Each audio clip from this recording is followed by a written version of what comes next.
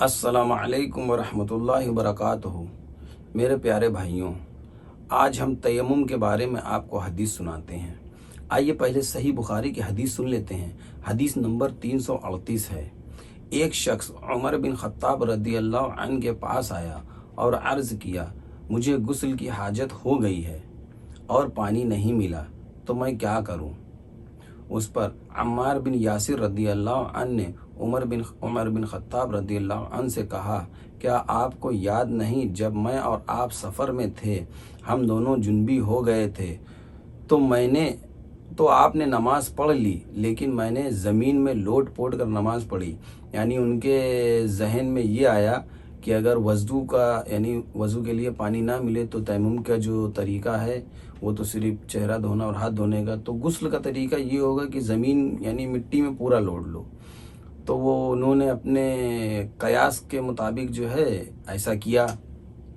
اس کے بعد واپس آ کر انہوں نے رسول اللہ صلی اللہ علیہ وسلم سے اس کا ذکر کیا، تو آپ صلی اللہ علیہ وسلم نے فرمایا کہ تمہیں اتنا ہی کافی تھا، اور آپ صلی اللہ علیہ وسلم نے زمین پر یوں دونوں ہاتھ مارے اور پھر ان کو پھونکا، یعنی پھونکنے کا ذکر ہے، یا پھر آپ اس کو ایسے جھاڑ دیجئے، اور آپ صلی اللہ علیہ وسلم نے اس کو چہرے پر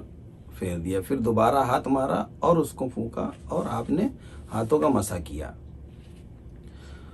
کیونکہ اس کا ذکر قرآن میں بھی ملتا ہے، سورہ 5 آیت 6 میں، فَتَيَمَّمُوا صَعِيدًا، سورہ مائدہ کی آیت نمبر 6 ہے یہ۔ اس میں آپ دیکھ سکتے ہیں کہ اس میں اللہ تعالیٰ نے فرمایا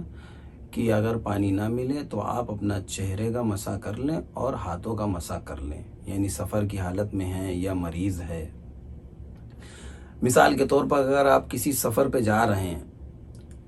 وہ ٹرین پہ ہو یا جو ہے آپ کا اپنا زمینی سفر ہو یا بس پر ہو یا کوئی بھی سفر ہو سکتا ہے گا، اور آپ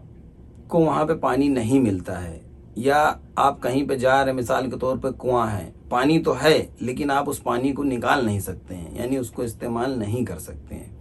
یا کسی کے پاس پانی ہے اور وہ دے نہیں رہا ہے، تو اس پانی پہ بھی آپ کو قدرت نہیں ہے، تو ایسی حالت میں پانی نہ ملنے پر سفر کی حالت میں تو آپ ایسا کر سکتے ہیں، یعنی کہ جو طریقہ تیمم کا وضو کا ہے وہی سیم طریقہ تیمم کا غسل کا بھی ہے۔ مثال کے طور پر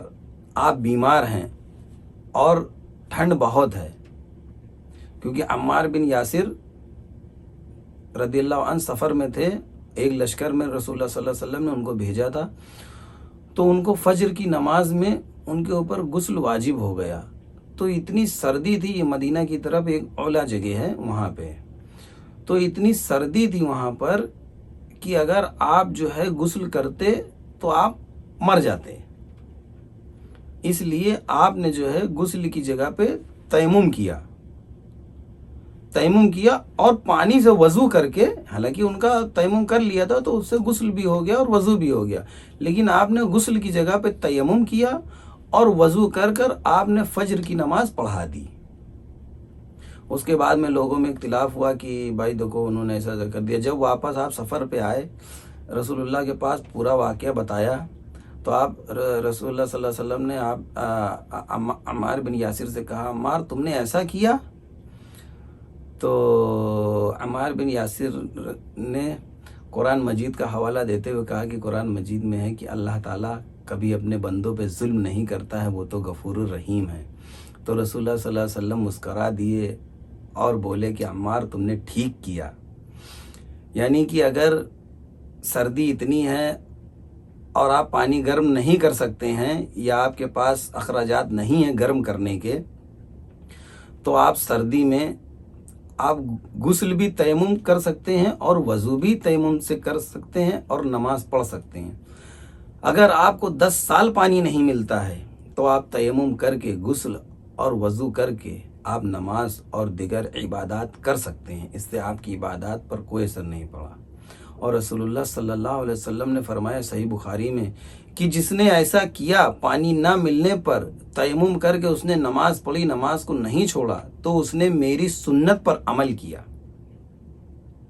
دیکھیے رسول اللہ صلی اللہ علیہ وسلم فرما رہے ہیں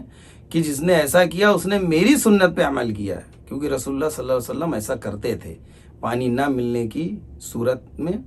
آپ تیمم سے وضو اور غسل کر کے نماز پڑھتے تھے، دیگر عبادات کرتے تھے.